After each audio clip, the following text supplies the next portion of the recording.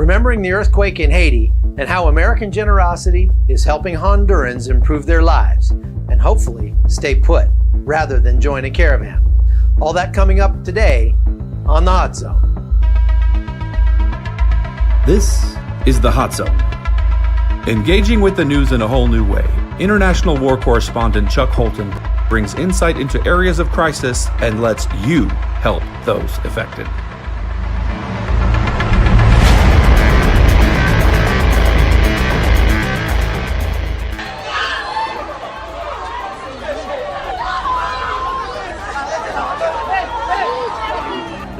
The human drama which is occurring here on every single street is extraordinary.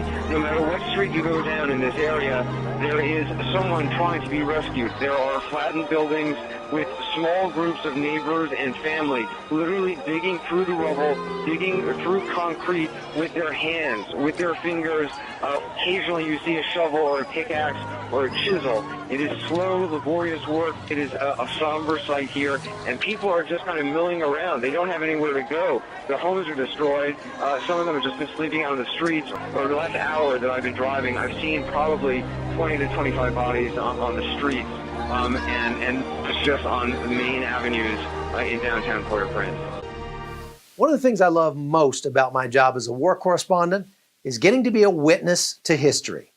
But sometimes the events that shape history are so terrible that they're hard to even watch, much less put into words. Well, 9 years ago today, I was steaming across the Caribbean on a U.S. Navy ship embedded with a Marine Expeditionary Unit that was rushing toward the island nation of Haiti to bring desperately needed supplies after this massive 7.0 earthquake struck, and that was January 12th, 2010. 300,000 people died, and another 2.3 million lost their homes. The water and power infrastructure, which was bad before the quake, was totally destroyed. In some parts of Port-au-Prince and nearby Leogane, more than 90% of the buildings collapsed, and thousands were still alive, trapped in that rubble. Now, I was returning from a trip to Malta when I found out about the quake, and I never even went home. I just bounced through the United States, hopped a flight to Jacksonville, Florida, and then boarded the USS Baton, which left that evening on a 2-day run to the island of Hispaniola. Less than 48 hours. That's how quickly the 22nd Marine Expeditionary Unit loaded up a convoy of ships and set sail for Haiti. It was a mammoth undertaking, one that normally takes more than twice as long.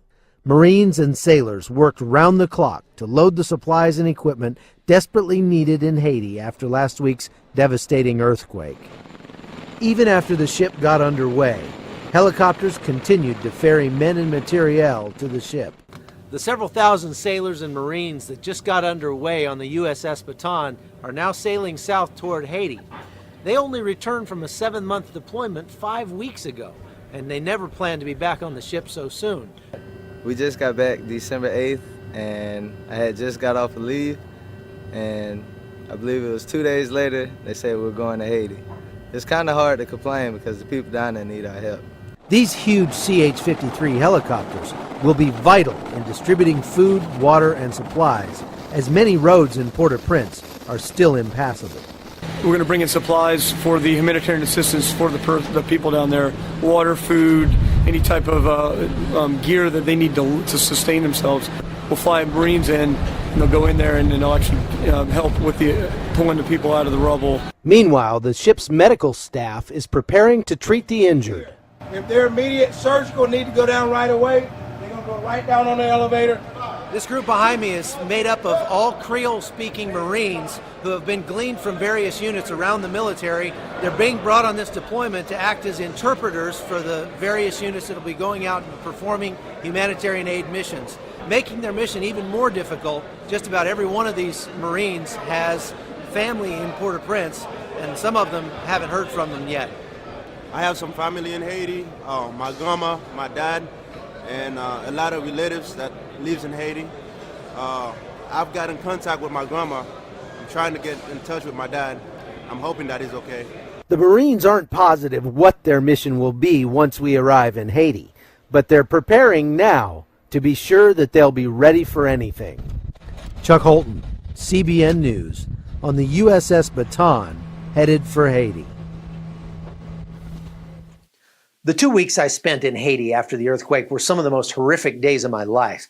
I've been around lots of death and destruction in this job, but the Haiti quake was just a whole different level. Most of the violence I see people subjected to is in the context of the wars in Iraq and Afghanistan.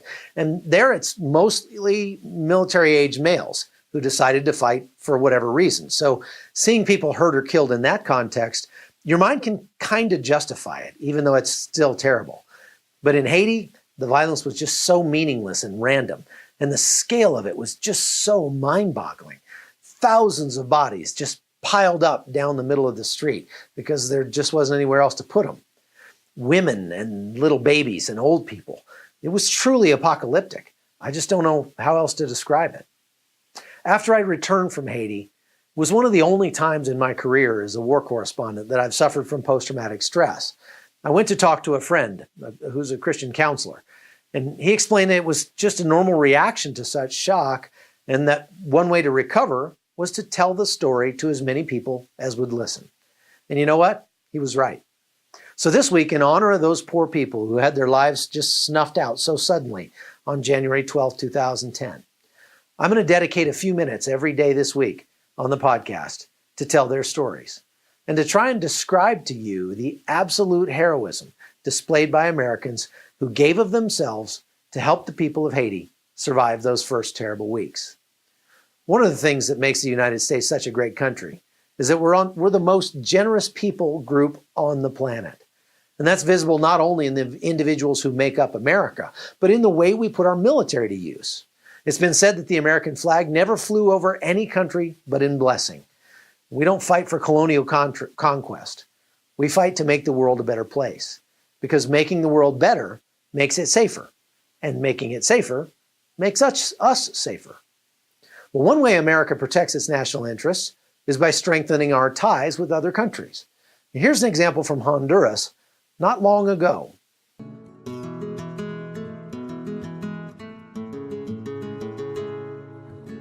So I've been here for 2 weeks, and I'm already experiencing these great changes and differences that we make for this country, and I'm really enjoying it. The culture's not new to me. I left this country when I was 6 years old. I grew up in a very poor home.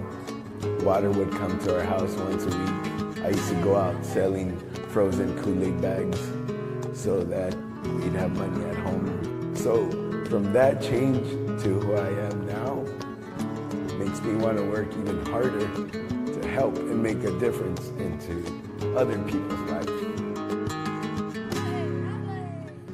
Being able to refamiliarize myself with my culture, it is an extreme blessing. I want to capitalize on that, and I may not be able to help every person, but the few people that we help, it just makes a whole difference. During the training that we do, the main purpose is for the service members to be ready to react in case that we are called to respond to a real-life medical event, earthquake, hurricane, flooding, whatever there might be an emergency.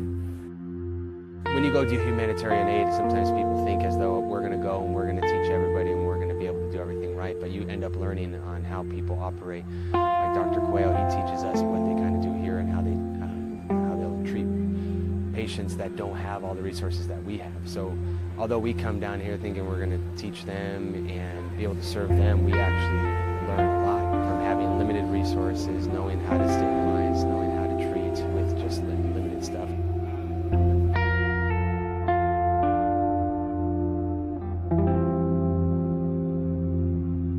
Whenever the comfort is in the area, we try to have a medical event on the same vicinity. That way we exercise, knowing that the comfort having a higher level of care and is close to where we are, how we will do to communicate with them. So being able to work together with the comfort really helps to have the scenarios. Having JT Bravo assets, being able to mobilize, and having all the support of this floating hospital.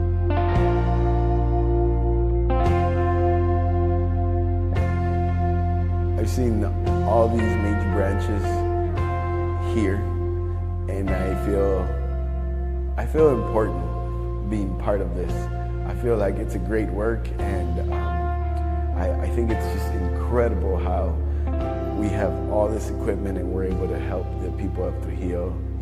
They've expressed their gratitude, and that's all that we ask for in return, and they show it.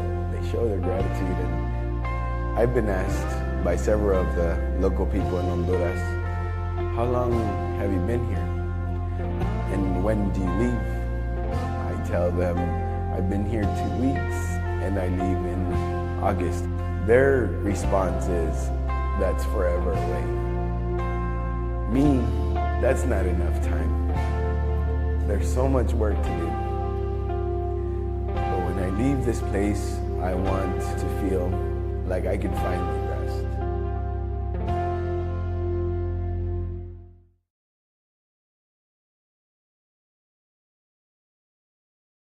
You know, making life a little more bearable for poor people in Honduras will ultimately save America money, as fewer Hondurans will decide to make the dangerous trek to the United States. Now, as I report on wars and disasters around the globe, I often come across the USNS Comfort or the USNS Mercy, the two hospital ships the Navy has. The Comfort was there in the aftermath of the Haiti earthquake, and it spent 7 weeks performing over 800 surgeries on injured Haitians. The ship I was on, the Baton, also treated hundreds more.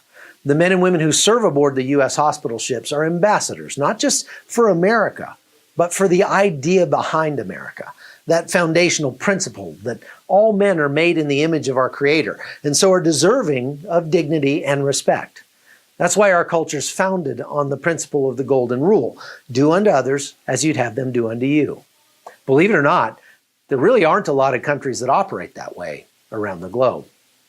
But we operate that way, and it's what makes America great. That's one of the reasons I started this podcast, to give you a chance to be an ambassador for those principles, to love people who need it the most, no matter how far they are from you. Joining me in helping those less fortunate truly does make the world a better place. You can be part of this by going to patreon.com/hotzone and subscribing to support the podcast. You can even become a virtual foster parent. Check that out. It's a really cool way to spread some love. So thanks for listening. I hope you have a great week. I'm Chuck Holton, and I'll see you right back here tomorrow on The Hot Zone. The Hot Zone is produced by Amy Holton and Livefire Media. Copyright 2019.